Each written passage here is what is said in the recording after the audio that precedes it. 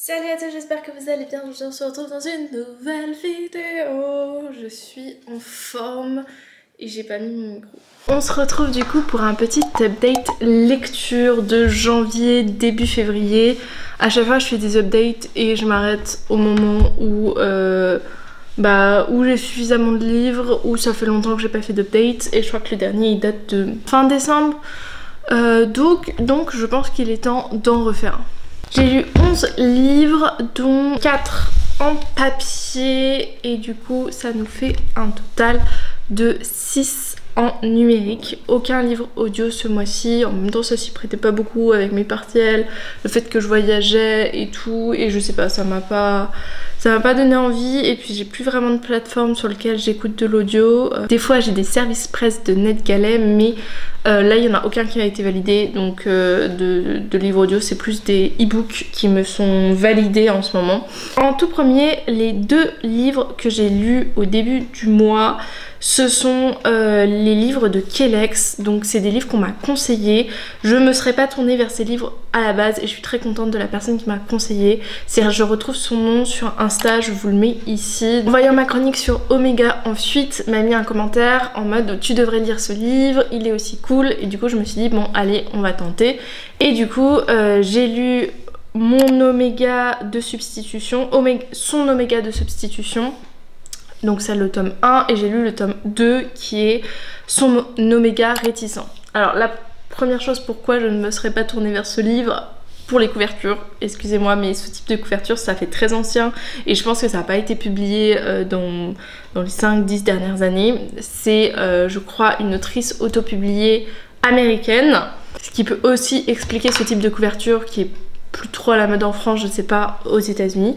Mais en tout cas, c'est pas quelque chose vers lequel je me serais tournée. Mais comme on m'a conseillé ça, je me suis dit, allez, teste. Dans le tome 1, on est sur un homme qui s'appelle...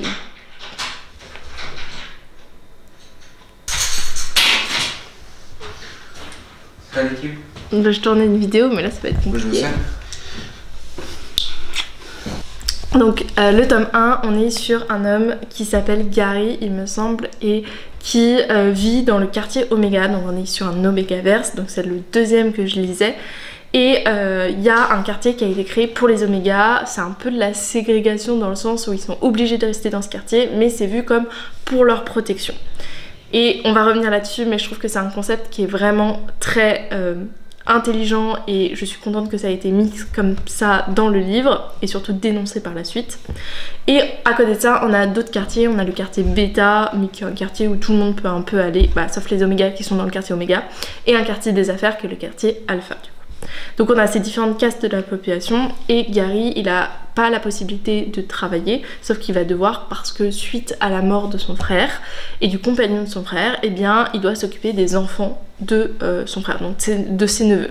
Le plus grand est suffisamment grand pour aller à l'université et donc pour peut-être se trouver un job, mais ce sont tous les 3 des Omégas, donc tous les 3 à un certain moment de leur vie, quand ils vont arriver à maturité, vont devoir aller dans le quartier Oméga et ne pourront eux aussi pas bosser. Donc il y a cette question d'argent et de qui va subvenir aux besoins de la famille. Et donc Gary va décider de devenir Oméga de substitution. Donc ce sont pour les Omégas qui vont faire en gros l'équivalent aux États-Unis, ce qu'on a qui sont les mères porteuses. Donc porter l'enfant pour un couple qui ne peut pas en avoir. Et il va faire la rencontre du coup de ce couple, de ce fameux couple. Et en fait la raison pour laquelle ils ne peuvent pas avoir d'enfants, c'est que l'un des deux est malade.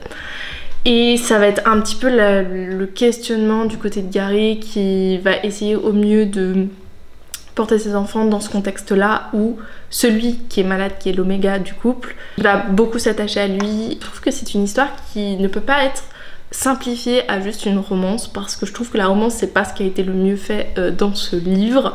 Ce que j'aime beaucoup, c'est la manière dont est présentée les différentes castes de la population, notamment les Omégas, et les difficultés qu'ils rencontrent, qu'on peut beaucoup mettre en parallèle avec notre monde à nous. D'ailleurs l'autrice de Omega en fuite a fait un réel il y a pas très longtemps pour dire que les Omégaverse ils avaient parfois une dimension très féministe finalement, même si c'était un univers où il n'y a pas de femmes. Et c'est ça qui est incroyable, c'est que j'avais ressenti ça moi aussi, pour 2 raisons que elle explique très bien dans son réel. La première, c'est que souvent ce sont des mondes où de manière générale les MM, donc les romances homme-homme sont pas féministes, mais en tout cas cassent un peu les codes, parce qu'on n'est plus dans les romances classiques où la femme du couple ou l'homme du couple va avoir des réactions qui sont très normées et qui sont dans toutes les romances. Et ça, c'est un truc que je ressens moi quand je lis du MM, quand les gens me demandent pourquoi tu en lis, parce que c'est vraiment différent d'une romance classique MF, et parce que justement quand je lis, j'ai pas l'impression d'avoir des préjugés de genre à toutes les pages. C'est un truc qui fait quand même plaisir. Il n'y a pas de rôle typique quand tu plonges dans une romance MM.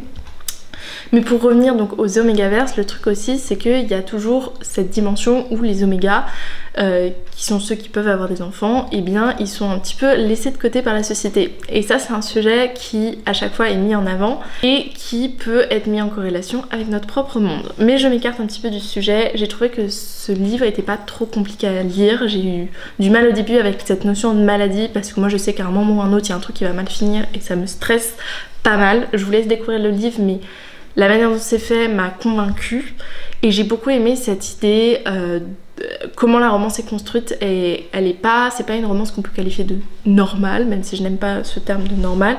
Et c'est un petit peu toujours cette idée de sortir des codes, de pousser notre esprit à certaines réflexions. N'hésitez pas à vous plonger dans ce tome 1. Le tome 2 était dans la continuité, je l'ai préféré au niveau de la romance parce que je préférais le couple tout simplement, où là on est du coup avec le neveu de Gary qui lui, c'est dès le début du tome 1 donc je vous spoil rien, décide de se faire passer pour un alpha pour pouvoir travailler et subvenir aux besoins de ses deux frères. Et notamment il décide tout d'abord d'aller à l'université et de donc faire des études, des hautes études, sachant que souvent c'est réservé aux bêta mais plus particulièrement aux alphas de faire des longues études et de travailler par la suite. Et du coup il va masquer son odeur, prendre des médicaments qui sont très contraignants juste pour pouvoir faire ça et pour pouvoir vivre la vie qu'il veut. Et en fait dans ce tome 2 on arrive à un moment où il n'est pas obligé de travailler. En fait il pourrait dévoiler son identité, même s'il risque certaines pénalités au niveau légal. Mais il décide quand même de continuer, sauf que les choses vont peut-être pas se passer de cette manière-là. Un roman qui remet aussi en question donc les mêmes choses que le tome 1 vis-à-vis de populations qui sont discriminées, de lois qui sont très injustes. Et voilà, j'étais très contente de lire ces deux tomes. Je sais pas si je lirai d'autres livres de Kellex parce que j'ai vu d'autres livres qui étaient un petit peu étranges. Donc je sais pas si je me plongerai dans d'autres tomes de cette autrice. Mais pourquoi pas. Pourquoi pas, surtout si c'est dans le même univers qui, je trouve, est très intéressant. J'ai lu, du coup, sur NetGalley, j'ai lu In the Likely Events de Rebecca Yarros, qui est un livre publié chez les éditions J'ai lu, qui va retracer un petit peu les rencontres successives de deux personnages qui sont Nate et Izzy, se rencontrent dans un avion dans une circonstance assez abominable que je vous laisse découvrir, et par la suite ils vont se revoir dans un autre contexte aussi très compliqué, puisque Izzy va arriver avec plein de politiciens dans une sorte de mission de visibilité de ce qui se passe en Afghanistan au milieu du coup de la guerre, et Nate va être l'un des personnes qui doit la protéger dans le cadre de ce voyage d'affaires. Et sauf qu'ils ont un passé tous les deux et que quand ils se revoient c'est pas la fête. Ce livre, j'ai aimé dans le sens où il y a des passages, il y a certains livres comme ça que je vous raconte où il y a des passages qui marquent vraiment, où il y a une différence vis-à-vis de tous les livres qu'on peut lire en romance, où il y a quelque chose qui fait que l'émotion est là, et c'est ce que j'ai ressenti. Il y a des passages vraiment très touchants entre Izzy et Nate, et j'ai cru à leur histoire d'amour, ce qui n'est pas toujours vrai dans les romances, pour que j'y croie. Mais là j'y ai vraiment cru. Après, j'ai trouvé qu'il y avait des choses qui étaient attribuées à la romance qui sont remises dans ce livre et qui n'en valaient pas forcément la peine. Le fait qu'ils se détestent au début, plus tu remontes dans leur passé, puisqu'on alterne entre passé et présent, moins tu comprends pourquoi ils se sont détestés au moment où ils se sont retrouvés. Donc en fait, j'ai l'impression que ça a été mis au début parce que c'est stylé d'avoir un enemies to lovers, mais si c'est mal fait, moi je trouve ça pas du tout stylé. En plus c'est pas une des tropes que je préfère, donc le fait qu'il y en a un qui soit pas justifié, j'ai pas trop apprécié. Au début j'ai eu du mal à me mettre dans l'histoire, à comprendre quels étaient les enjeux, pourquoi Izzy elle était là tout simplement. Il y avait plein de petites, on va dire, dissonances dans le scénario. Et puis au fur et à mesure, j'ai laissé ça de côté et je me suis vraiment consacrée à la romance et aux personnages de Izzy et de Nate ensemble et de pourquoi ça n'a pas collé ou pourquoi ça a été compliqué. Et je pense qu'il y a un des thèmes qui est abordé dans ce livre et qui est important, c'est quelle chance on donne à un couple qui vient de naître par rapport à une situation où les deux personnes elles veulent évoluer différemment dans leur carrière. Est-ce qu'on choisit de quand même essayer malgré le fait que ça va être compliqué, ou est-ce qu'on décide de se donner une chance loin l'un de l'autre et de rencontrer d'autres personnes? Et c'est un petit peu ce dont ce livre expose en termes de romance. Et ça c'est un vrai bon point parce que cette manière de voir les choses, moi je l'avais pas encore forcément vue dans les livres. Et un point vraiment positif, c'est que Nate lui dit vraiment, moi les moments où je suis en mission, fais ta vie, ok ça, si tu rencontres quelqu'un ça va me faire du mal et tout ça, mais vraiment fais ta vie. Et on n'est pas dans la jalousie excessive et possessive que peuvent avoir les mecs dans la plupart des livres de romance, donc ça c'est un petit point positif. Ça a un peu bougé, je maîtrise pas tout. Ensuite j'ai lu QQ de Camille Emmanuel, donc ça je l'ai lu avec vous dans un vlog. QQ c'est l'histoire de une prof de français qui est aussi à ses heures perdues pour se faire un petit peu d'argent, autrice de livres de new adult. Et un jour sa maison d'édition va lui dire non, moi je veux que tu publies de la dark romance et plus de la new romance. Et elle va trouver ça très bizarre au début, va tenter et ne va pas apprécier, et par conséquent elle va décider de tuer son personnage principal à coups de petit four.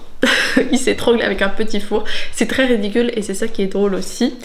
Et sauf que le lendemain ce personnage va être dans son salon tranquille, assis sur le canapé, à la regarder, à lui demander qu'est-ce qu'il fait là. Et c'est une histoire qu'on peut qualifier de déjà féministe, mais surtout une histoire qui va remettre en parallèle certaines choses, qui va mettre en avant tous les débats qu'il y a autour de la dark romance. Enfin, c'est ce que moi je pensais retrouver en ouvrant ce livre. Il y a des choses qui ont été vraiment bien faites dans ce livre et je suis vraiment contente de l'avoir lu parce que à chaque fois que je lis des choses à ce sujet, je trouve qu'il y a tellement à dire et merci du coup à Camille Emmanuel de l'avoir fait. Je pense qu'il y avait une limite dans ce livre qui est celui qui est souvent le cas, qui est le fait qu'il y a certaines choses qui sont dites sur la dark romance qui sont vraies mais qui prennent en compte qu'une partie de la dark romance et pas tout ce qui existe. Et à chaque fois je suis là, oui la dark romance ça peut être ça mais c'est pas ça dans la majorité. Si vous parlez de la dark romance comme Captive, c'est l'exemple que tout le monde donne, c'est quand les personnes veulent parler de dark romance, elles lisent Captive, elles parlent de Captive, mais il existe d'autres livres de dark romance, des qui sont bien mieux faites, j'aime pas dire ce terme, mais qui s'interrogent sur d'autres choses que Captive apporte. Et voilà, et pareil pour la new adulte, je trouvais la manière dont ça avait été décrit, c'était hyper caricatural. Et en même temps quand même elle revient sur certaines choses, elle pose des questions et ça c'est un truc qui est quand même important, notamment qui lit ce type de livre, pourquoi est-ce qu'on lit ça. Il y a tout un moment dans ce livre où la maison d'édition lui dit il faut que le mec soit un milliardaire, il faut qu'on soit dans le luxe, il faut qu'il aille dans des hôtels incroyables, je veux que les lectrices qu'elles veulent quand elles lisent un livre c'est de rêver et tout. Et en fait, ce qui est fou, c'est que je lis énormément de romances et je sais pas si vous êtes d'accord avec moi, mais c'est pas ce que je recherche quand je lis la romance. Peut-être qu'au début, les premières romances que j'ai lues, oui, le fait que le mec il soit milliardaire, que la fille elle soit pas milliardaire et qu'à la fin elle puisse acheter ce qu'elle veut, ça a fait peut-être un petit peu rêver, et encore que moi je trouve que des fois ça fait plus peur qu'autre chose. Mais en fait, j'ai l'impression que cette vision-là, c'est celle qu'on avait il y a encore 5 ans. Plus 10 ans, et qu'aujourd'hui j'espère qu'on va sur des romances qui sont plus diversifiées, où on va pas avoir le même personnage masculin, le même personnage féminin. J'ai l'impression que c'était tellement caricatural que je me demandais même si l'autrice lisait beaucoup de romances et est-ce qu'elle était aussi témoin du fait que ça changeait, et pour le mieux j'espère. Et même si toutes ces réflexions elles sont très vraies et très bonnes et c'est quelque chose qu'il faut mettre en avant, j'ai l'impression que les choses changent contrairement au point de vue de ce livre. Au niveau de la dark romance, il y avait peu qui était présenté dans ce livre. Oui, on revient sur certaines choses qui sont très importantes. Notamment, il y a des citations que je vous ai lues et c'est vraiment cool. Il y a quelque chose qui est dit dans ce livre, je vais essayer de le redire de la manière la mieux et qui, moi, m'a frappée. C'est le fait qu'elle dit... Est-ce que vous avez remarqué que dans les dark romances, on a un mec donc, qui est plus ou moins violent, mais qui te dit qu'il va te protéger de tous les autres mecs autour, et que dans un monde où la jeune protagoniste elle s'est fait agresser potentiellement par d'autres hommes dans l'entourage, dans la rue, peu importe, et bien forcément quand un mec vient et lui dit moi je vais te défendre sur tous les autres, elle va choisir ça. C'est tellement mieux dit, j'ai pas envie de revenir dessus, mais l'héroïne est menacée par d'autres hommes, genre mafioso, mec armé, violeur, et vous la sauvez, vous la protégez, du coup forcément elle n'est pas folle, elle préfère être avec vous. Vous êtes un bad boy qui devient bodyguard. Pour autant votre comportement violent n'est jamais remis en cause. Et je pense que c'était ça que je trouvais vraiment bien dans ce livre, c'est qu'il y a certaines choses qui sont mises en avant auxquelles moi j'avais pas forcément vu les choses sous cet angle. Et c'est assez vrai, et je pense que c'est assez alarmant pour qu'on se pose des questions, qu'on essaye de faire évoluer un petit peu la romance et la dark romance, qui je pense a plein d'utilité, mais quand elle est bien utilisée, bien maniée, et qu'elle permet aussi de dénoncer autant que la romance classique. On passe à la suite. Qu'est-ce que j'ai lu par la suite? Par la suite, j'ai pu lire, et vraiment, pareil, vous m'avez vu en vlog, mais j'ai lu Check and Mate de Ali Hazelwood. On est ici avec Mallory qui a vécu sa vie relativement normalement jusqu'à ce qu'il y ait un événement qui fasse que elle doit s'occuper de ses sœurs. Et elle décide de pas aller à l'université, elle est dans une situation plutôt précaire, elle doit travailler à côté. Et elle a toujours aimé les échecs et du jour au lendemain, elle a arrêté d'y jouer. Sauf que pour sa meilleure amie, elle va participer à un tournoi. Et pendant ce tournoi, elle va remporter contre le meilleur joueur d'échecs au monde. Forcément, ça va faire parler d'elle et on va lui attribuer une bourse, qui est une bourse pour pouvoir travailler pendant un an en faisant des échecs. En fait, elle est subventionnée pour pouvoir faire des échecs pendant un an. Et elle va décider de prendre cette occasion et du coup de jouer aux échecs dans un club assez renommé. Et il y a bien sûr une histoire d'amour avec un joueur, voilà. Je vais m'arrêter là en termes de résumé. On est ici sur une romance à la Ali Hazelwood, c'est-à-dire très bien ficelée. Enfin, en fait, je comprends même pas les gens qui aiment la romance et qui n'aiment pas Ali Hazelwood, parce que pour moi, c'est vraiment the must. À chaque fois que je rentre dans une romance contemporaine, parce que Bride, pour moi, c'était un petit peu à part, je suis juste bluffée par la manière dont l'autrice m'emporte dans l'histoire. Au début, je suis sceptique. Ça dépend, je crois que Love and the Brain est mon préféré et que du coup j'étais pas sceptique au début, mais bon bref. Au début je suis un petit peu sceptique et au fur et à mesure je trouve qu'elle a un talent, l'autrice, pour vraiment... Je sais pas, tout va bien, genre ces personnages, la manière dont ils interagissent, l'originalité un petit peu, parce qu'à chaque fois on est dans un domaine précis et le domaine s'invite un petit peu dans la romance. Elle arrive à rendre sexy les sciences, elle arrive à rendre sexy les échecs, bref. Et ce livre a dépassé un stade selon moi dans lequel, même si tous les personnages masculins de ces histoires se ressemblent, celui-là, pour moi... c'est un sans faute. Autant Mallory, je la trouvais assez insupportable. Notamment, on est sur une thématique de elle veut toujours aider les autres en s'oubliant elle-même. Et pour cela, même si les gens lui disent en face je n'ai pas besoin de toi, et bah elle veut quand même t'aider. Enfin, les gens qu'elle aime et qui sont autour d'elle, notamment l'une de ses sœurs. Et à un moment, elle décide de juste balancer toutes ses vérités à la tête des gens qui l'entourent et qu'elle aime, et j'ai trouvé ça assez difficile, donc des fois j'avais du mal à suivre. Par contre le personnage masculin, incroyable, incroyable, c'est un de mes personnages masculins préférés écrit par Ali Hazelwood. Je sais pas, il y a quelque chose, il sort pas en termes d'originalité des autres qu'elle a écrit, mais je sais pas, il y a quelque chose qui a fait effet, et je trouvais que sa manière d'interagir avec le personnage féminin était vraiment dans de la bienveillance, du respect, de l'amour, enfin bref. Vraiment, j'ai vraiment énormément aimé. Pour ceux qui se demandent, celui-là c'est un young adulte.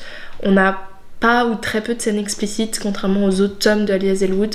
Donc si c'est quelque chose que vous aimez pas ou que vous voulez pas lire ou tout simplement que vous êtes assez jeune pour le lire, sachez que Check and Mate ça se lit dans ce cas-là. Il y a certaines choses mais on s'arrête et on est très peu explicite à ce niveau-là et je trouve que bizarrement ça a donné un plus encore à cette histoire parce que c'était sincère, touchant, c'était mignon.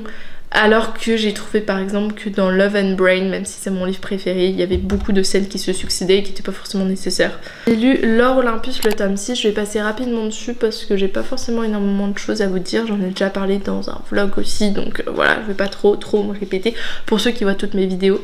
Mais on est ici sur le tome 6 de la réécriture en mode webtoon de la mythologie grecque avec le mythe de Hadès et Perséphone, même si L'Or Olympus ça prend beaucoup plus de mythes en compte, on a plein de personnages qui sont représentés. Mon avis sur ce tome 6 c'est que c'est mignon. C'est mignon, on a des rapprochements entre Hadès et Perséphone toujours, même si c'est extrêmement lent, on est sur un slow burn de la mort qui tue, mais c'est pas grave, on apprécie, et puis il y a rien de plus touchant que cette romance entre Hadès et Perséphone qui est tellement saine, tellement plein de respect, où bref, tout va bien entre les deux personnages. Donc c'est mignon, ils se rapprochent, mais le petit bémol de cette histoire, je pense qu'il faut noter, c'est que c'est extrêmement long. Que ce soit dans la romance, mais que ce soit aussi dans le dénouement des passages, le dénouement des intrigues, où on a notamment Perséphone, il lui arrive des choses pas ouf au début, et c'est toujours pas, même pas résolu, parce qu'il y a des choses qui ne se résolveront jamais, mais c'est même pas beaucoup abordé, et t'as l'impression vraiment à chaque tome, on a un petit pas qui est fait, mais c'est tout, et ça... Moi ça me frustre un petit peu que les choses n'avancent pas, et j'ai l'impression qu'on crée plus d'intrigues qu'on en résout, et du coup à la fin je suis perdue sur qui a fait quoi, et puis surtout je les lis avec un an de différence entre tous, donc forcément c'est pas évident de suivre, et je me dis que quelqu'un qui commence, moi je les demande à chaque fois à Noël, c'est quand même un certain coût d'avoir le livre. Quelqu'un qui commence va arrêter parce que voilà, c'est même moi j'avais essayé sur Webtoon et j'avais eu du mal, et j'avais arrêté d'ailleurs en me disant c'est mieux quand même la version papier. Si vous commencez à vos risques et périls, en tout cas c'est une très bonne histoire, mais il faut être patient, ce qui est pas forcément ma première qualité. Après ça j'ai lu pas du tout ce livre, je sais pas pourquoi j'ai sorti ce livre. Après ça j'ai lu ce livre qui est Meursault contre-enquête de Kamel Daoud, qui est un livre classique. Alors ça fait très longtemps que j'avais pas lu le livre classique et je me suis dit pourquoi pas partir sur un petit livre qui va parler d'un sujet que je trouve assez important, mais ça a été une petite déception quand même. Ici on est sur une sorte de réécriture, enfin je sais pas si on peut parler de réécriture, mais une histoire dans laquelle on va reprendre L'étranger d'Albert Camus, qui est un autre classique que j'avais lu pour le coup au lycée. Alors je l'avais pas lu dans le cadre des cours je crois, je l'ai lu parce que j'ai une amie qui a fait des études littéraires maintenant, à l'époque elle était au lycée, qui m'avait dit que c'était un livre classique qu'elle aimait vraiment beaucoup, et du coup je me suis dit bah pourquoi pas, j'ai pas du tout aimé, et en revoyant l'histoire l'histoire globale, en me faisant un peu en lisant un résumé de l'histoire de L'étranger de Albert Camus, je me suis dit à quel moment ce livre a été autant mis en avant, et il doit y avoir des raisons, hein. Je suis pas légitime pour dire que le livre de L'étranger de Albert Camus est nul, mais dans mon fort intérieur c'est un petit peu ce que je pense quand même. Du coup ce livre il reprend L'étranger, mais il est du point de vue du frère de l'homme qui est tué dans L'étranger. Et en fait ce qui est vraiment fort de la part de l'auteur qui est ici, c'est d'évoquer un sujet qui n'est pas du tout évoqué dans L'étranger, c'est l'homme qui s'est fait tuer. C'est-à-dire qu'il est même pas cité, il est cité comme l'arabe, il va à aucun moment on va se questionner sur sa mort, en fait on se focalise vraiment sur le meurtrier, sur les émotions du meurtrier, le fait que justement il n'en a pas, et à aucun moment on parle vraiment de l'homme qui est mort. Et en fait tout le truc de L'étranger, et je pense que ce qui a fait sa renommée, c'est que cette personne qui a commis ce crime va être jugée parce qu'il n'a pas d'émotion, parce qu'il n'a pas pleuré la mort de sa mère, et pas du tout parce qu'il a tué quelqu'un, ce qui est normalement la base de pourquoi il s'est fait arrêter. Et c'est un petit peu reprendre ça et parler de ça, parler du fait qu'on n'a même pas nommé l'homme qui est mort, que cet homme il a un frère, il a une mère, qu'est-ce que ça fait. Ce livre il parle beaucoup du deuil, de l'identité, du fait qu'on est en Algérie et donc un peu du colonialisme, plein de sujets que je ne maîtrise pas forcément et que je trouvais très intéressant de retrouver en littérature. Mais ce livre ne l'a pas fait avec moi, déjà parce que c'est le premier classique que je relis et je pense qu'il n'est pas accessible. Il n'est pas facile à lire parce qu'il y a plein de discrétions qui sont faites de la part de l'auteur sur la vie du frère, dont... Désolée, on en a pas grand chose à faire. Autant tu raconterais la vie de celui qui est mort en évoquant son emploi du temps et tout, je comprendrais, mais là il va parler de sujets. Et puis c'est sans arrêt les mêmes choses. En fait, au début du chapitre, il va parler d'un sujet qui est très important. Par exemple, il va parler du fait que son frère n'est jamais nommé.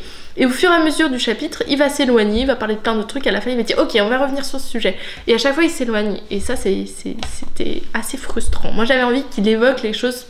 Pourquoi j'avais lu ce livre et qu'est-ce qui était important d'être dénoncé, d'être mis en avant. Et puis il y a quand même quelque chose dont il faut qu'on parle. Désolée si ça vous spoil, je vais vous mettre un minuteur pour vous dire quand je m'arrête de parler si vous voulez lire ce livre. Mais il y a quelque chose quand même que je ne comprends pas. On parle tout du long d'un homme qui en a tué un autre et de l'atrocité de ce qui a été fait, du deuil sur les proches, etc. Et les personnes qui reprochent ça, notamment le narrateur qui est le frère, commettent le même crime. Expliquez-moi, quelle est la morale de ce livre? Alors je comprends pourquoi ils le commettent dans le sens où qu'est-ce qu'on va pouvoir dire ensuite de ça, ok, mais en même temps non, tu ne passes pas tout ton livre à parler de ce crime comme quelque chose de horrible, ce qu'il est, et ensuite commettre la même chose. Ça n'a aucun sens, enfin selon moi, mais...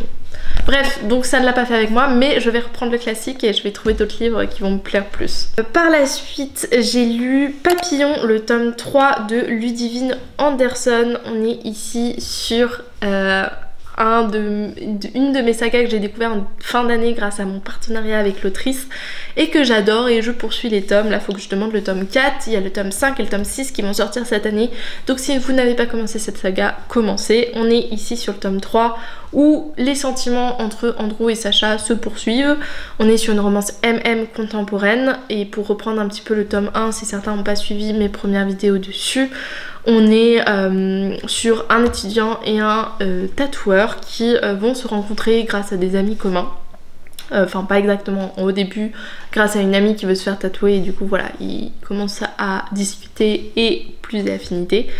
Et on est sur une histoire qui va parler très lentement avec un slow burn très très long, et en même temps il se passe quand même des choses. On est quand même sur une relation qui se met en place dès le tome 1 mais qui va évoluer.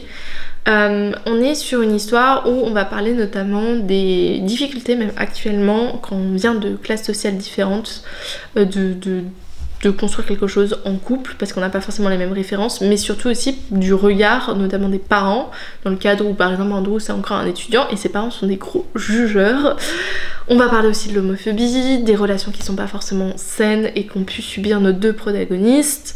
Plein de sujets qui sont évoqués, et ce que j'aime dans ce livre, c'est que c'est fait d'une façon très conviviale, très familiale. On suit tous les personnages autour de nos deux protagonistes, on suit d'autres relations, j'ai envie, parce que notamment il y a deux personnages que je chippe un petit peu, mais voilà, d'autres relations, d'autres histoires autour de nos deux protagonistes. Et d'ailleurs ce tome 3 il va se concentrer sur quelque chose qui s'est passé à la fin du tome 2, une révélation qui va être poursuivie dans toujours cet environnement. Alors j'ai trouvé que ce tome 3 il se focalisait beaucoup sur cet événement, et que finalement j'aurais aimé plus d'évolution entre nos deux personnages, mais je sens que la fin de ce tome 3 va donner au tome 4 l'élan pour justement que ça avance, et notamment j'ai très hâte de voir qu'est-ce que l'autrice va pouvoir imaginer sur cette relation, comment ça va se passer. J'ai beaucoup d'interrogations là-dessus. Et j'ai très hâte parce que c'est juste une lecture doudou. À chaque fois je prends ma liseuse et je sais que quand je replonge dans cette histoire je vais juste passer un bon moment. C'est un peu fin de journée, tu te sens pas forcément bien, bah tu prends ce livre et tu te sens juste bien et auprès de ces personnages, et voilà, un peu comme une famille. Et c'est vraiment le type de livre que j'adore, le type de saga que j'aime beaucoup. J'ai lu Fangirl, le tome 4, le manga, je vous en ai parlé aussi dans un vlog. On est ici sur la dernier tome manga de la saga.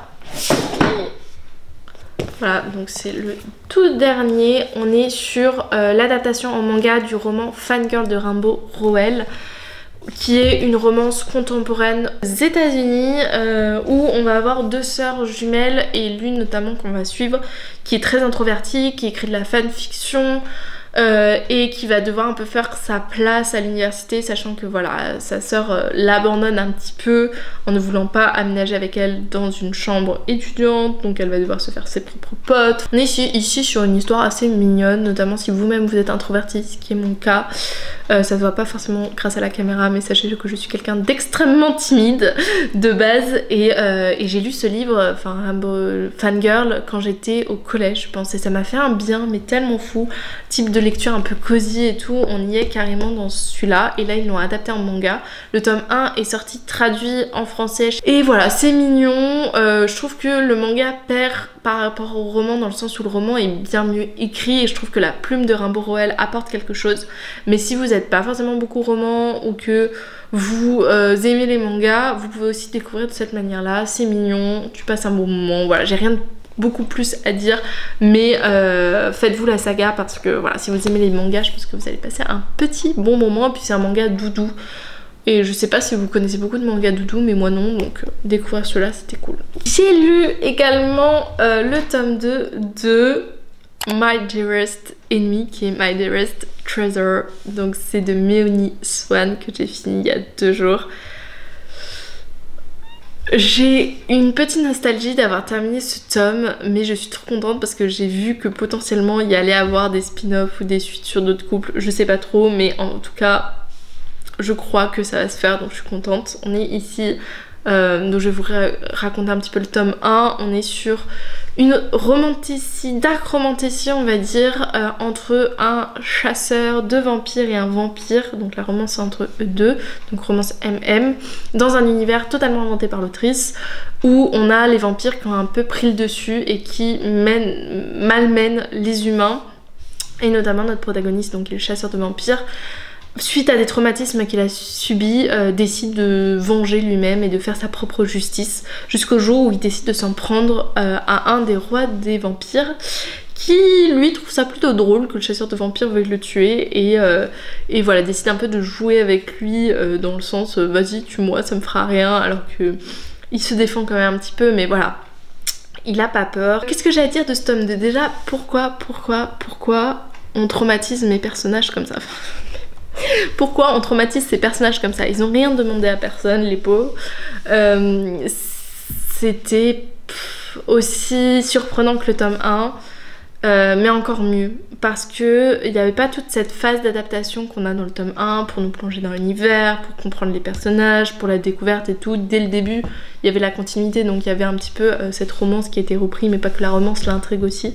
J'avais très peur de comment ça allait être fait, dans le sens où j'ai un petit peu peur de la manière dont politiquement le conflit allait être résolu, parce qu'on est en pleine guerre à un moment.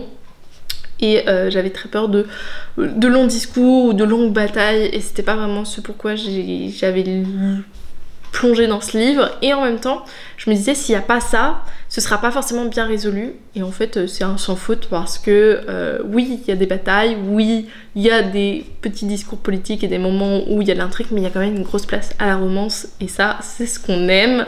Donc franchement un sans faute pour ce tome 2. Il y avait des rebondissements, il y avait des moments où j'ai rigolé, mais plus de moments où j'ai voulu pleurer, ou voilà. Attention, gros trigger warning, parce que notre personnage, donc le chasseur de vampires, il a subi des traumatismes, et on revient sur ces traumatismes dans le tome 1, mais je crois que dans le tome 2 c'est encore plus marqué, donc faites attention. Si la dark c'est pas quelque chose pour vous, déjà peut-être passez votre chemin, et deuxièmement sachez que voilà, il y a des scènes qui sont décrites, et même, enfin moi j'ai eu du mal quand même, mais ça apporte quelque chose à l'histoire, et je comprends pourquoi l'autrice l'a mis ici. Donc, grand merci à Méonie Swan pour ce service presse, parce que c'est un service presse, même si je l'ai aussi acheté avant d'être partenaire avec elle, mais c'est quand même un service presse, et voilà, merci de décrire des histoires comme ça qui sont autant... Enfin, ça prend vraiment au trip, je trouve. Enfin, j'ai l'impression vraiment d'être dans l'histoire, de réagir avec les personnages, et c'est un truc que j'aime vraiment beaucoup. Et puis il y a plein de personnages secondaires, et il y a un peu ce truc familial. Bizarrement, ça me fait penser à Cotard. Je sais pas pourquoi, à chaque fois que je le lis, ça me fait penser à Cotard. C'est pas le même univers, il n'y a pas les mêmes choses qui sont mises en avant.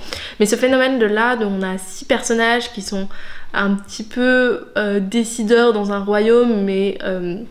mais qui ont plein de liens les uns entre les autres. Et puis voilà, ça m'a fait penser à ACOTAR et c'est quelque chose que j'aime dans ACOTAR et c'est quelque chose que j'ai aimé retrouver dans cette duologie de Méoni Swan. Donc trop hâte de lire ses autres romans, notamment j'ai un roman à elle dans ma pile à lire. Je vais m'arrêter ici pour cette update lecture. J'espère que vous avez apprécié cette vidéo. N'hésitez pas à me mettre en commentaire si vous avez lu certains livres que j'ai lus. Voilà, pour qu'on puisse en discuter, si vous êtes d'accord ou pas avec moi. Ça c'est toujours quelque chose que j'aime savoir. Tant que c'est écrit avec bienveillance, c'est trop chouette. Et sinon, n'hésitez pas à liker, à vous abonner. Ça ferait trop plaisir qu'on puisse évoluer sur cette chaîne ensemble. Et sinon, je vous dis à la semaine prochaine pour une autre vidéo. Salut!